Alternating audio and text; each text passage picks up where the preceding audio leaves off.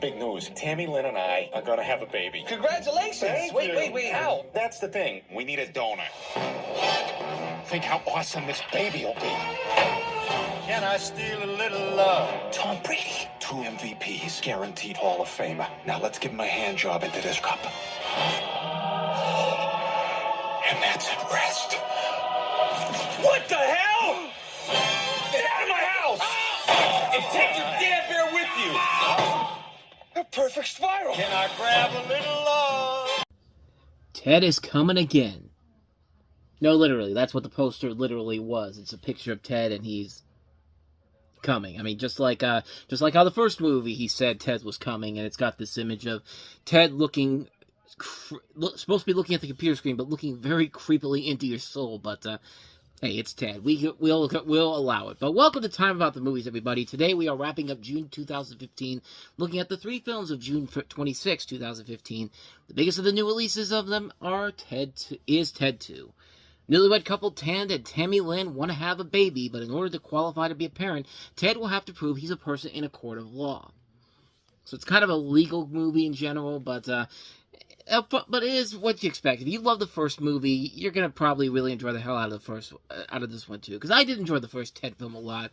I mean, I really loved the hell out of that movie. I still have my Ted plush that I showed off when I did the first review, and now's the perfect time to do this because we've got the Ted series on Peacock right now, which has been a big hit. Unfortunately, that's coming to an end because the budgets on that are getting bigger and bigger, as Seth MacFarlane said. But we're still getting an animated series in the process, so Ted's not going away anytime soon. And really, how can you not love a guy like this? I mean, I was excited for this movie, and I still enjoyed this movie. I liked it just as much as I liked the first film. There are still a lot of really funny elements I liked about this movie that did make me laugh really hard. Stupid comedy at its best. Good stupid comedy. It's the kind where you know it's stupid, but it still manages to get a good laugh out of you. Like that Tom Brady bit.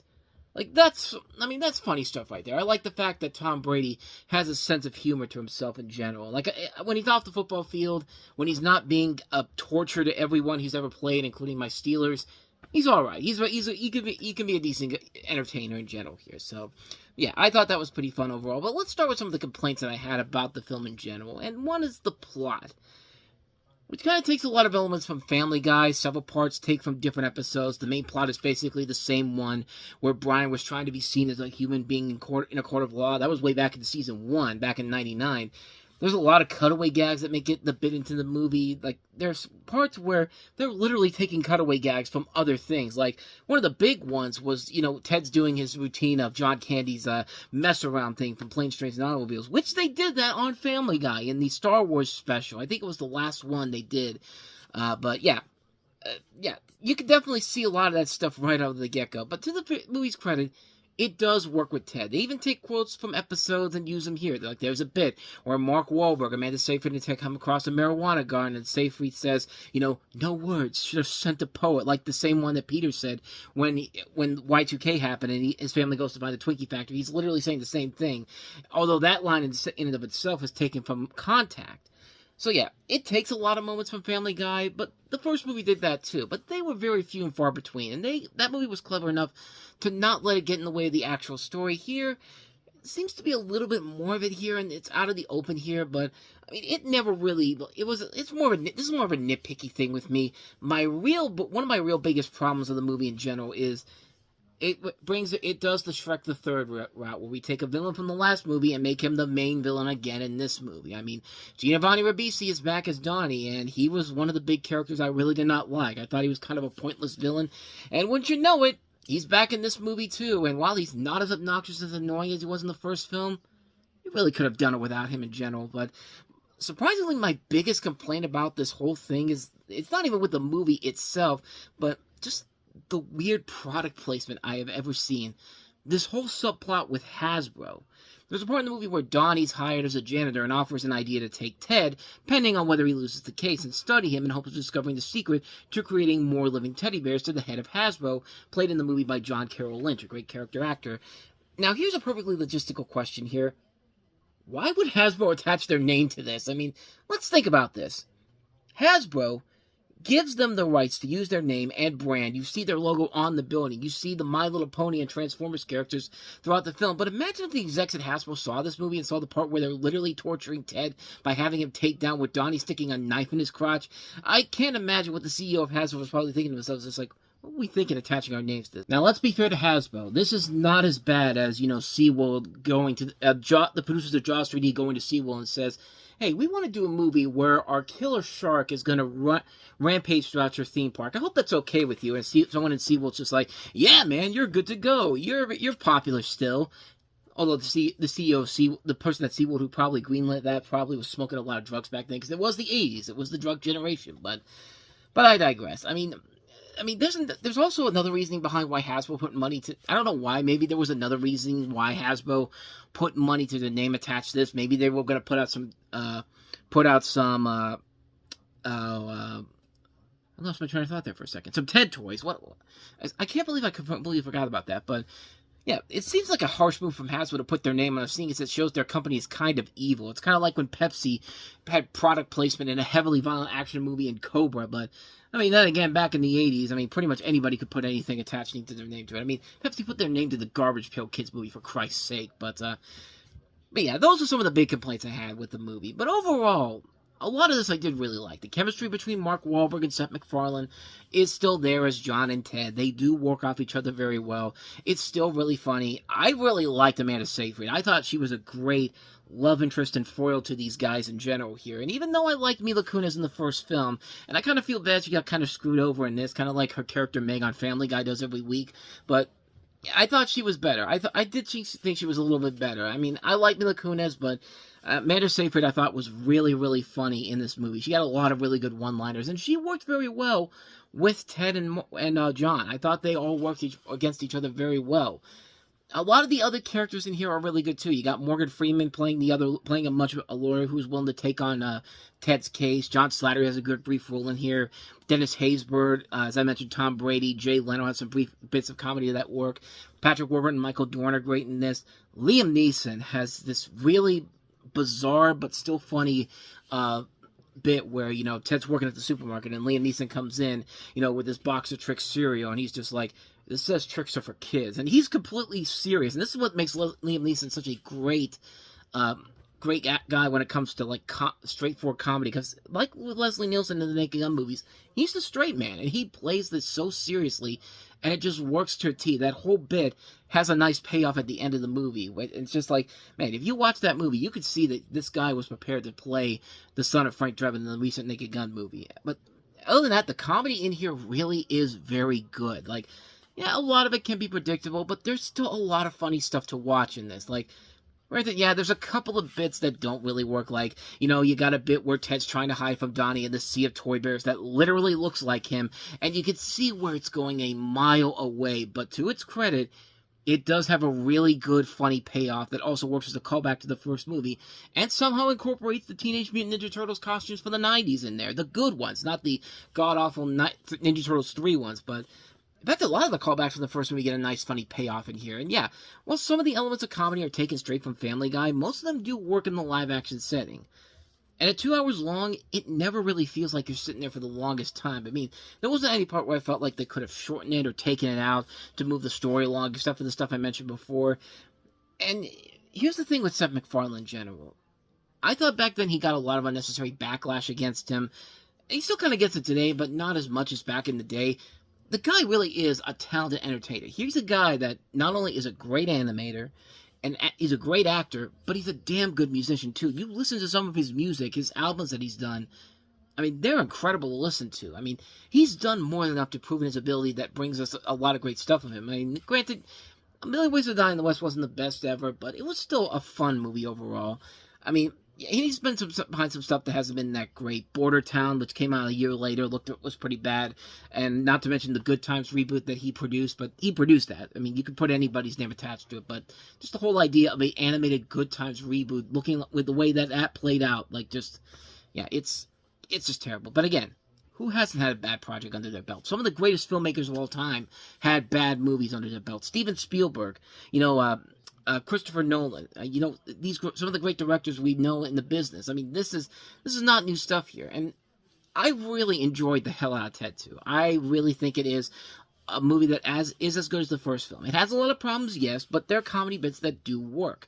The story is not perfect, but it's not a perfect movie. It's a fun summer sequel. It's the type of sequel that you wait for in the summertime to get get your butts in theaters to go and see and have a good time laughing about it. We've had it's hard to come across a good R-rated comedy sequels nowadays.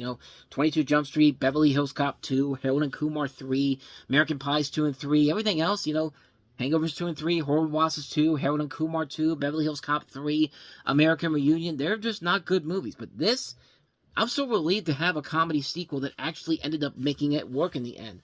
I mean, it did try to do something different, and for the most part, it did pay off, and a lot of it does work. If you like the first Ted movie, you will enjoy the hell out of this one. I highly recommend seeing this. If you like the first movie, or even saw the TV series and have never seen the movies before, watch it. It's really, really good stuff. It's really funny stuff.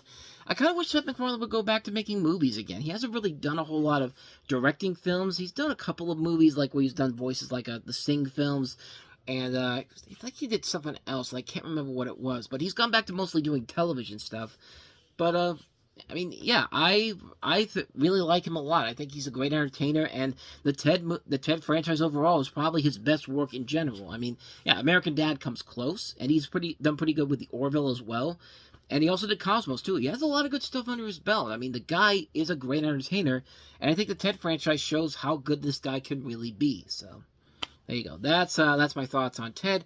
Now, let's go ahead and take a look at another movie featuring another animal lead in it. This is the war dog drama, if you want to call it that, Max. The heart of a Marine sounds like a hero to me. Max bonded so closely with Kyle, it's tough to get him to obey anyone else. Sit. Cool dog. My brother said Max was a specialized search dog. Locate weapons and explosives and stuff. We got the Air Jordan of dogs here. Come on, Max! Dogs are pretty good judges of character. Max, rated PG, in theaters June 26th. So I can kind of get a glimpse from the trailer here. When Kyle Wincott is killed in the war, his war dog Max suffers from stress. Max is to be put down because he has trouble listening to anyone else until he meets Justin, Kyle's brother. Justin adopts and saves Max, then both of their lives will never be the same again. Or it could be the same again because you kind of seen this type of film before, and its intentions are good. It's not a movie where it's bad because, it's a movie that's trying to be something completely ridiculous or something that's just so forced into you. It's a movie that's okay. That's probably the best way to describe the film. It's just simply an okay movie. But you can look at it and see that, yeah, it is trying to get a little bit of tugging at your heartstrings a little too much. And, of course, you don't want to see anything bad to happen to this dog in general. But at the same time, they really don't do anything new or different that we haven't seen done in other projects like this. MGM and New Line would make another movie called Dog with Channing Tatum that would come out 7 years later, which I think is actually a much better movie than this one is. I mean, it's not a bad movie. I want to put that out there. This is not a bad film.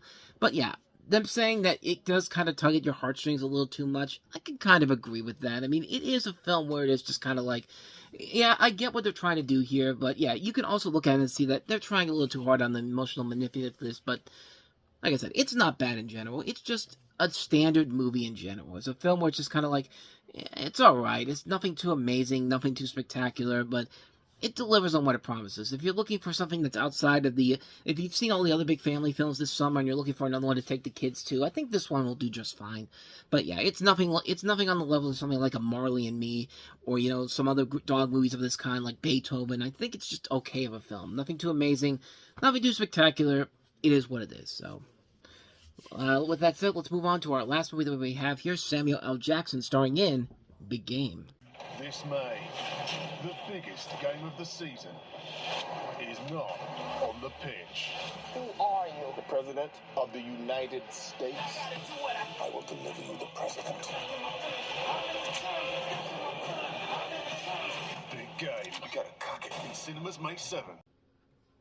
I'm really surprised the people who made this movie have not gone on to direct actual big-budget action movies here in the States, but maybe that's for the best. Maybe this nice throwback to 80s, 90s action films of this type, maybe this is the way it should be. Maybe this is the way to do it. But in the film, you follow a 13-year-old boy named Askari, played by Omni Tamila. I think I'm pronouncing that correctly. If I'm not, then it's probably just the norm here. But in his efforts to protect the President of the United States, played by Samuel L. Jackson, from terrorists who shot down Air Force One. You also have a cast that includes Ray Stevenson, Victor Garber, Ted Levine, Felicity Huffman, and Jim Broadbent. So this is a film that's kind of came out of nowhere. It's a movie that, yeah, you can tell that it's clearly made outside of the U.S. It's actually a Finnish film, also with a little bit of the U.K. and Germany involved in here.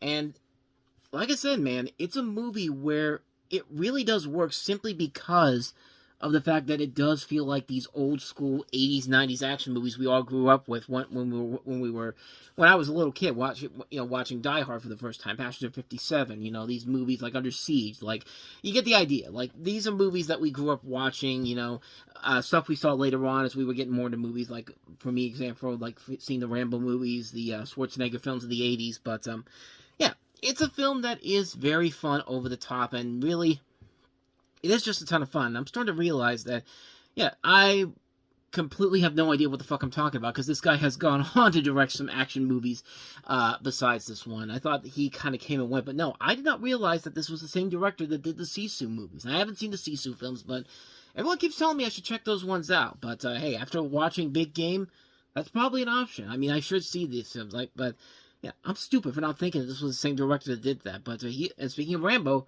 guess which film he's working on now? The John Rambo prequel, the prequel to First Blood. But yeah, I don't know how good that's going to be. But this film overall, though, back to this film, because I don't know what the hell I'm talking about. This is a fun movie. This is a really solid, entertaining film with Samuel L. Jackson being as badass as he could be. This kid, Omni Tomila, does a very good job playing alongside with him. It's a really fun film. It's a relatively short movie, too, honestly. It's a film where, it is cut down to about an hour and a half long. So it's not a long movie by any means necessary. It's not a 2-hour, splatterfest and all that type of stuff. It's a film that knows how to get in, how to get out, and leave you entertained by what you just saw at the end of it. It's a really fun movie. It's a really solid, entertaining film. And, yeah, I'm completely stupid for thinking that this director has not done anything of noteworthiness since then. But yeah, I got to get around to seeing the Sisu movies. I've been saying I wanted to do it for the longest time, but it just has not gotten around to it. But soon I hopefully will do it. So, but anyway, that's all I got to say for you. That is a Big Game. And thus, with all that said, we wrap up another episode of Time About the Movies, and the next time we meet, we'll jump into the middle of 2015, 4th of July weekend. We've got 3 movies to take a look at, including the latest Terminator film, Terminator Genisys, with Arnold Schwarzenegger returning as the Terminator, and this time bringing along Emilia Clarke from Game of Thrones, Jai Courtney, and Joel Edgerton? No, not Joel Edgerton. Who's Jason Clarke? I'm thinking the wrong person. Jason Clarke in this, in a movie that you think would be pretty good, but yeah, this is where the Terminator franchise really starts to take its inevitable tumble. I mean, they starting with this film, they completely just butchered whatever they had. Like, you think Terminator Salvation is the one that started the downfall? No, this one here was the one that started the downfall. And then we'll take a look at Steven Soderbergh's sequel to Magic Mike XXL, which I'm just realizing he did not direct this movie. He did direct the 3rd film, but this was not directed by him. This is the only one not directed by him. But, Magic Mike was a big success 3 years ago, just like Ted was. And maybe Ted didn't deliver what it promised to people with the sequel, so could Magic Mike XXL do the same thing? Do something different, I should say. Well, we'll find out. But we'll also take a look at the documentary about Amy Winehouse. Amy. We'll take a look at that.